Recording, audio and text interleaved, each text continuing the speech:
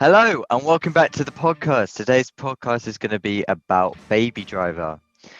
What Baby Driver is about? It's a talented getaway driver called Baby, also played by Ansel Elgort, and it's about a guy who attempts to balance his crime life with the Kingspin boss doc and his normal life with his new girlfriend and his old carer, while having close calls with his accomplices and the law.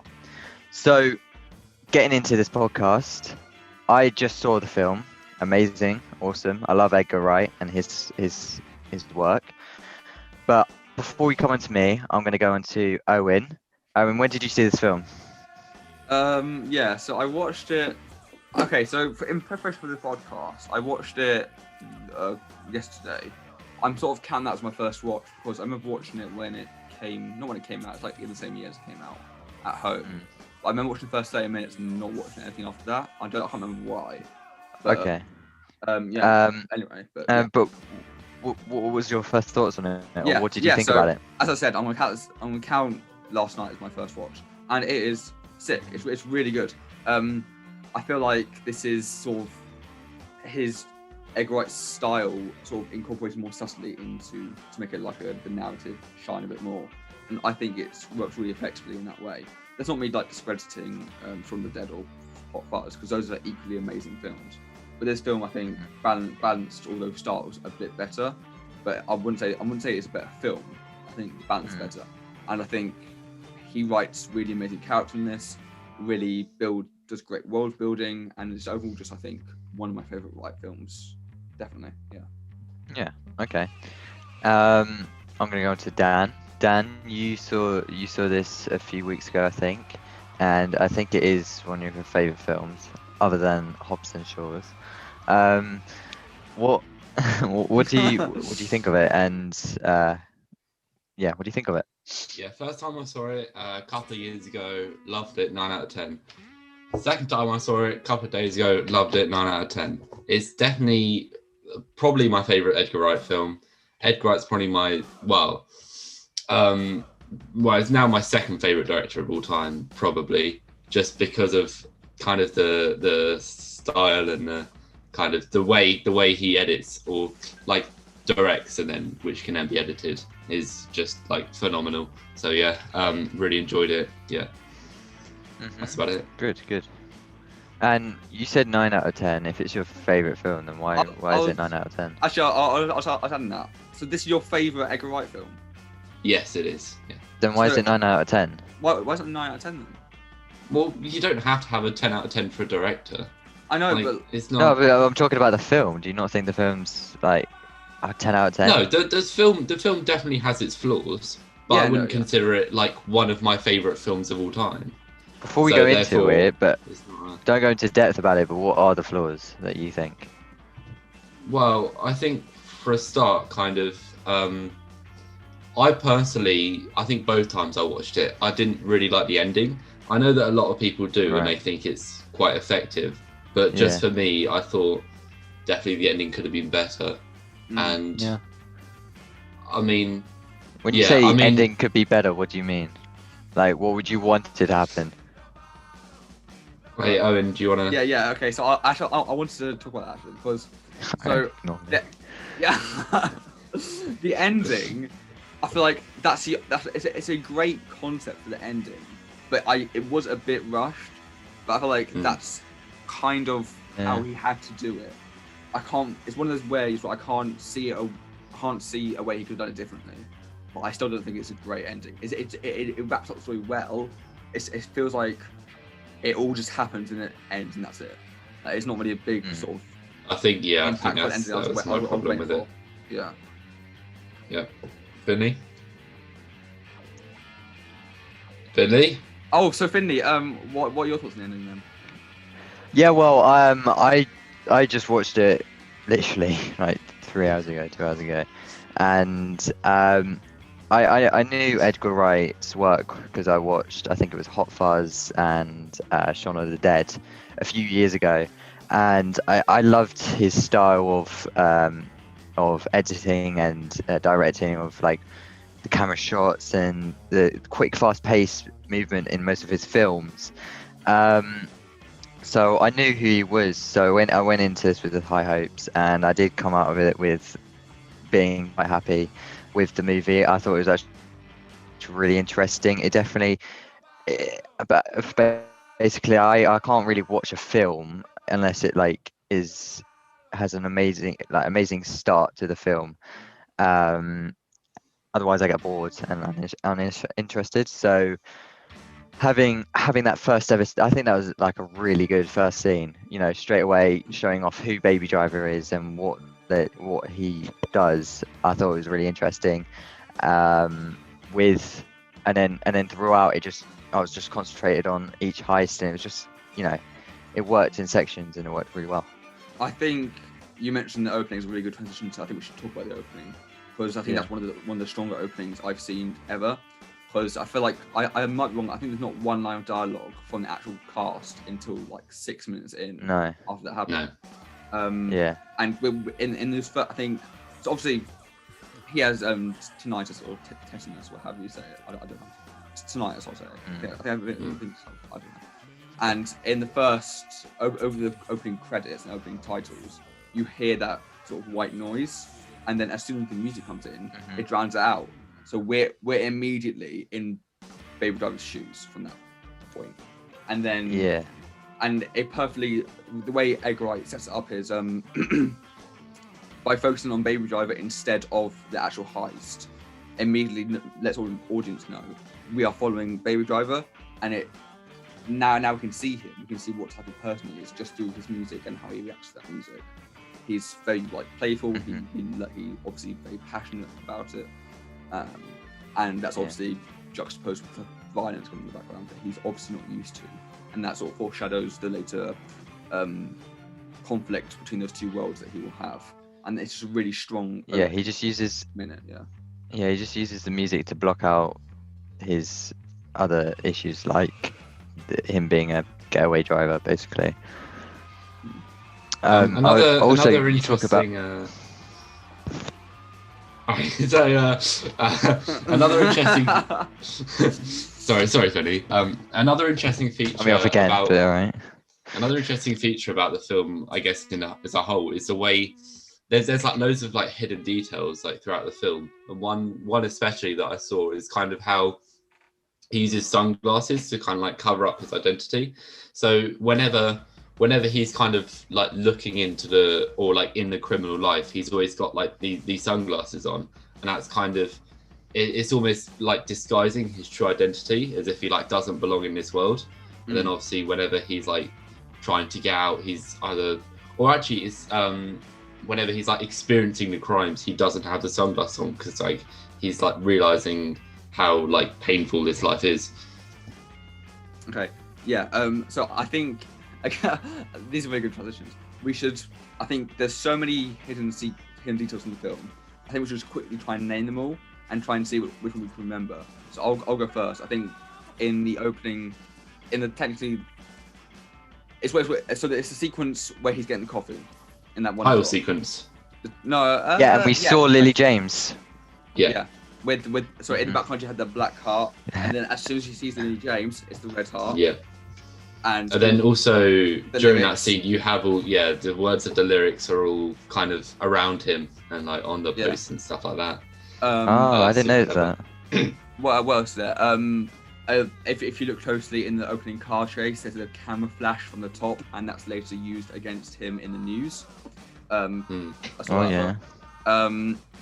What else is there? So I think another cool detail is he always reciprocates what he sees on the TV and in movies.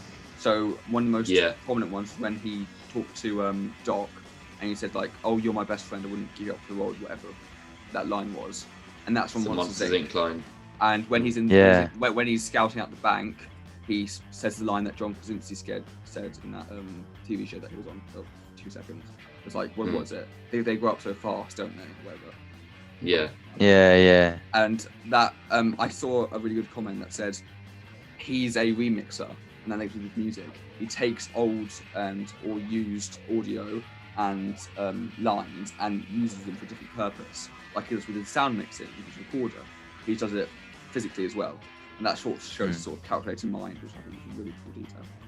Mm-hmm. There's another interesting kind of fact where when he's got like the new crew with like bats and the guy with like spiderweb tattoos or whatever, when they're in the car and they have like the Michael Myers masks. Oh yeah. Because obviously it's like played off as a joke where they're like, you need like the Mike Myers masks, who's a guy from Halloween. Then they end up with like Michael Myers, who plays Austin Powers.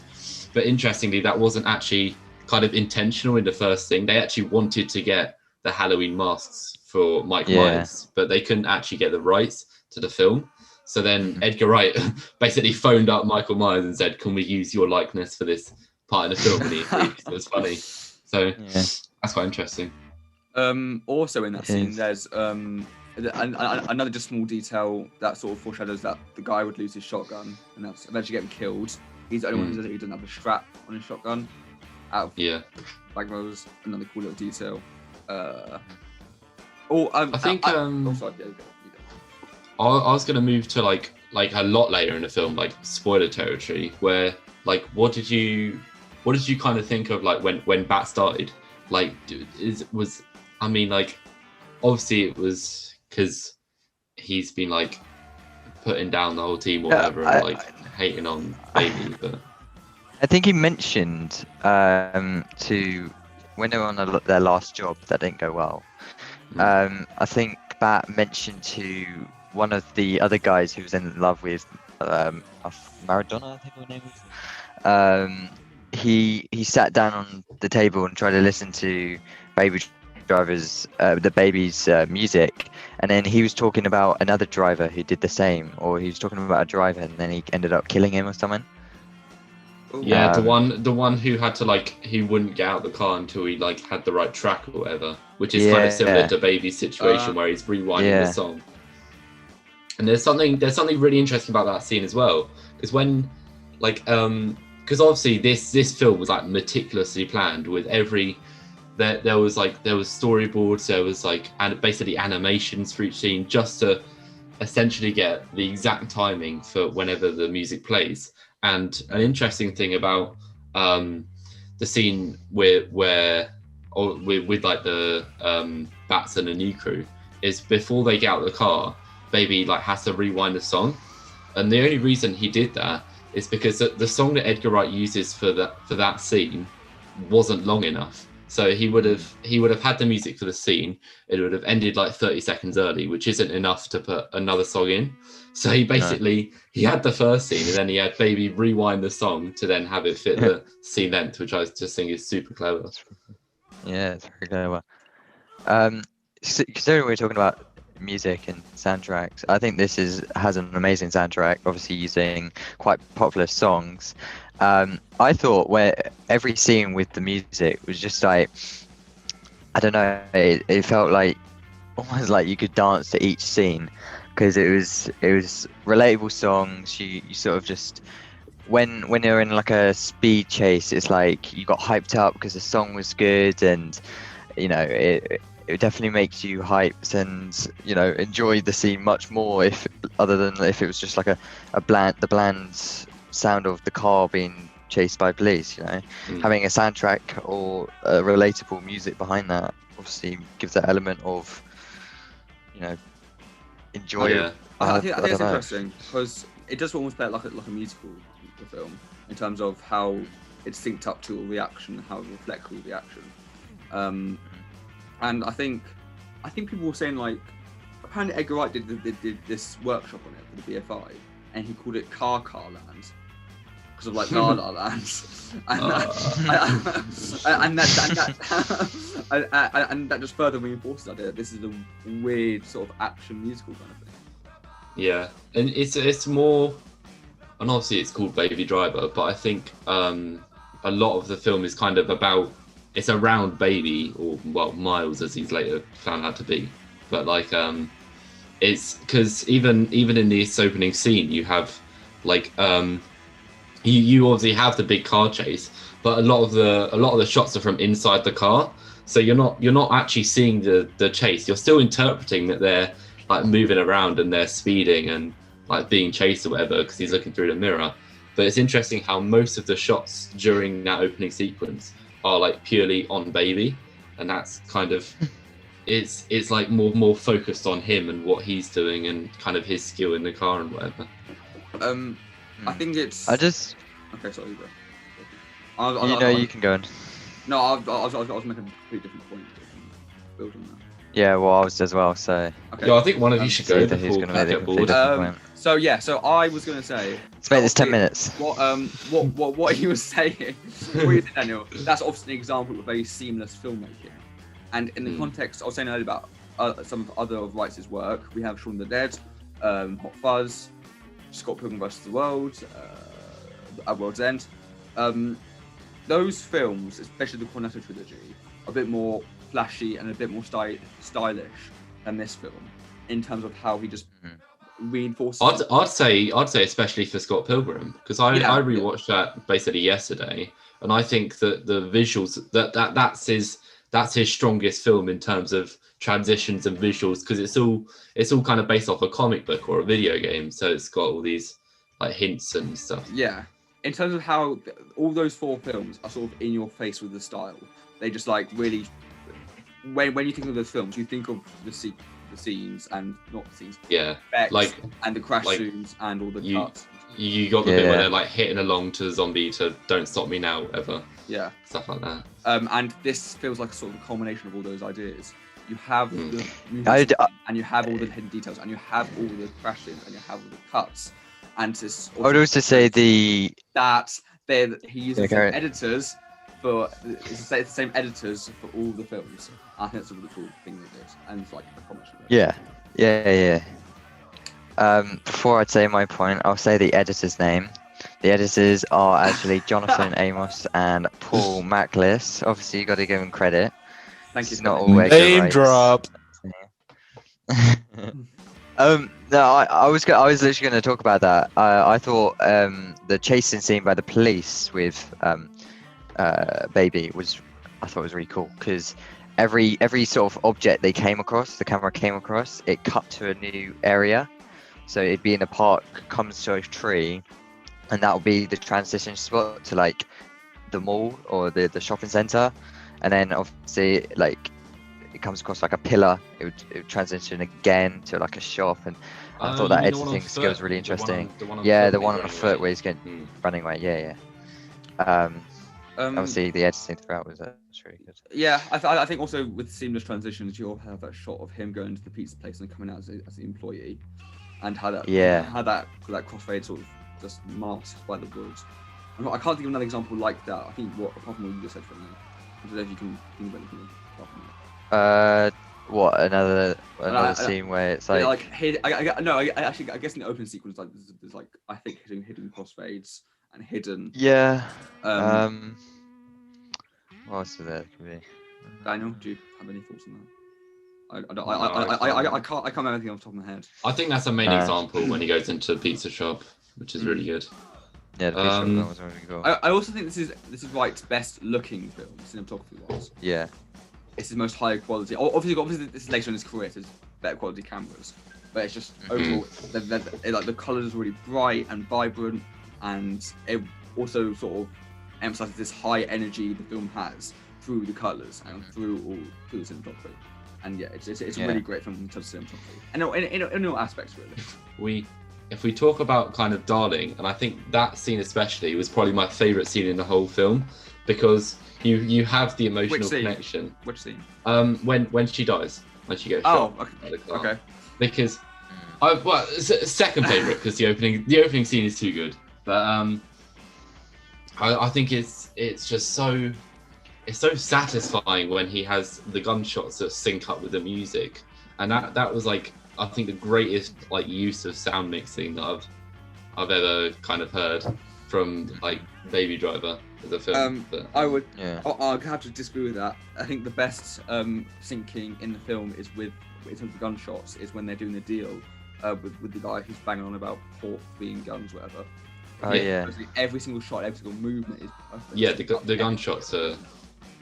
The gunshots sync up better than the cars, which I think you got to think how hard it would be to get this perfectly right.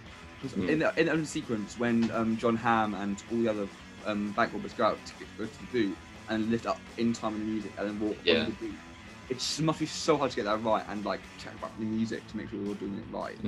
I think it's his most well thought out and really his most meticulous film, I think. And Edgar Wright was put I'm under a lot genuinely of stress curious. when he was filming this because he was put under a lot of stress when filming it because he was kind of stuck to this time frame because obviously he had to shut down roads to do all the chase scenes. Yeah. But then because it was so specific with the timing, he basically had like 2 weeks to get the opening scene done, but it had to be like to perfection, like to get it to sync up perfectly. Especially when the scenes of the car going around the truck reversing and all that kind of scene. Apparently, I remember seeing something about that being really hard to do. Yeah. 'Cause it went into a reverse as soon as it went into. So it like reversed round it and then went in. Yeah, apparently it was really hard. I also mentioned. Well, I just want to quickly say, just generally curious. You know the what's his name? The main boss. What's his Kevin name? Spacey. Doc. Yeah. Why was he so shocked about the cassettes? Did he think Baby was a police officer? Yeah, because we're Yeah. recording. But before he went onto the main job, he went into the apartment. He goes, I know everything about you. So surely he must have known that he has no history of being a cop or nothing. He knew that his grandpa or whatever was looking after him. That's the point of being an undercover cop. You don't give away that you're a cop. Yes, do you? but you can tell that Doc is high class, and he will definitely find out somehow. Okay. The way so he didn't know that was just an intimidation technique. He was using to get Baby Driver back into the business because he said he's going to break. He has the possibility to break all his bones and kill his family, whatever he said. He would never actually do that. It's just empty threats because he knows Baby Driver's in the clinic and he doesn't have to be in the business, but he's just too good not to be in the business. And Doc, despite him being on the front of a very formidable kingpin, he obviously saves Baby Driver and Deborah, and so he also has some sort of compassion just to Baby Driver. Because I think earlier on he said that I think he thought that Deborah was. I was in love once or something. No, yeah, he thought Deborah was just a one-off thing, and that's why he just took her to the most expensive place. Then he sees that she's with Baby, no matter what, and that just clicks in his head that this is special and he needs to help them with this. So it's a very layered character, I think, both Doc and Baby. Yeah. Who was your most hated character? I really didn't like Jamie Foxx's character. I did. I thought it was like really nice. He definitely brought. He was the biggest like annoyance in the film. But Yeah, but he definitely did bring character to the conversations. I also think, because obviously this film's a sort of ode to like old racing movies and old action movies, like the whole cliche. Because you hear like John Hamm, who plays Buddy, who's like technically the bad guy of the film, spout all these like cliched lines like "it's too late" or whatever. It's not like to Baby when he's like pushing off the car edge. It's too late. Well, I can't remember what's in my head, but like, I feel like, while that was really fun to have all those cliched lines, it was done a bit too much to the point where it was just noticeably getting a bit annoying how cliched some of these lines were. It was obviously meant to be cliched. It was like I noticed about the ending as well, especially when they're in like the parking lot or whatever. He was just going off at him. Yeah, with all these one-liners. Lines. Yeah. I think you know when he pushed the car off the thing initially thinking he was dead and then puts a gun to Baby Driver's head, you think, oh, there you go, done, finished, but he does his cliche one liner and then the girl ends up coming around and fun fact about that liner, he says, I want to take away the thing you love the most.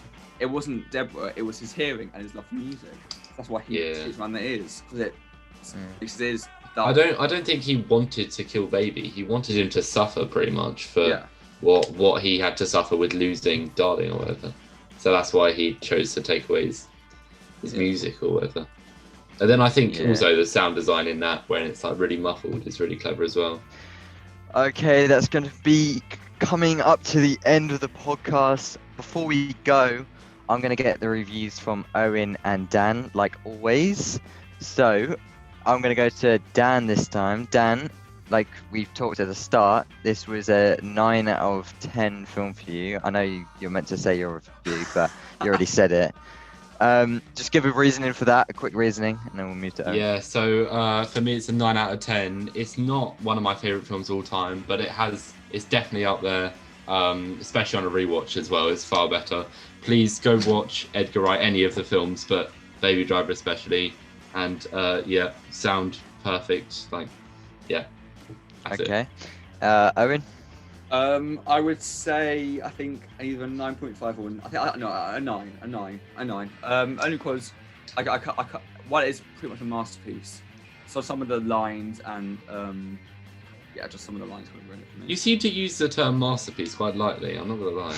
Well, I think you it seem is. to kind of throw it around. Well, no, because I think most of the films we have reviewed have been masterpieces, apart from like a couple. Yeah. So you'd consider Baby Driver a masterpiece? I would say it's one of Edgar Wright's masterpieces. Yeah, Okay.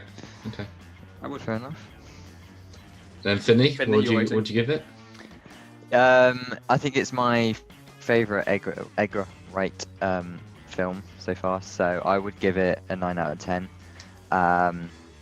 Yeah, that's basically it. Cool. So that's going to wrap up the video for today, guys. Thanks for watching. Please Like subscribe. and Please. subscribe, and leave a comment down below Suggestions. or suggestions and films. And Thank you for watching. I hope you really enjoyed. And thanks, guys. Leave Bye-bye. suggestions. Thank you. Bye.